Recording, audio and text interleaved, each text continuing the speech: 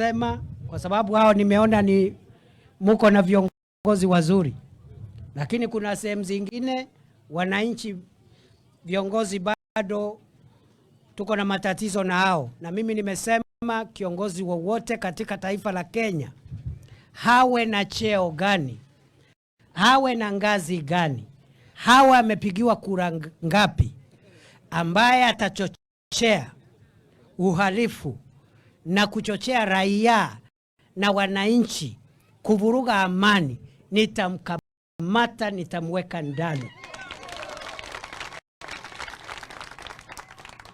Tutaenda na nyinyi polepole kwa heshima, lakini mkifika mahali ya kuchochea mambo ya kuvuruga amani, mimi nitawatia ndani. Sijui kama tumeelewana. Mungetaka wanasiasa wawachochee ama mungetaka wawatetee? Munataka uchochezi ama mnataka kutetewa?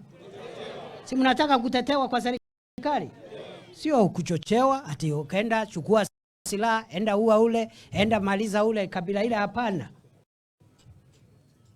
Kwa hivyo hiyo ni ombi nimeomba, na mimi naheshimu itifaki zote na protocol za siasa.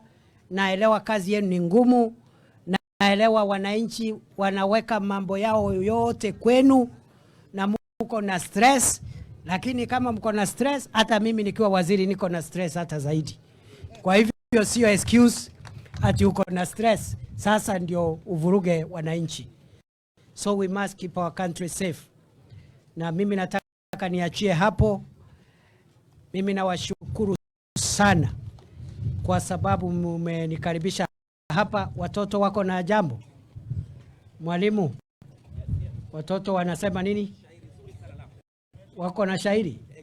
Ngoja kidogo, watasema tu shairi saa hii. Hii ni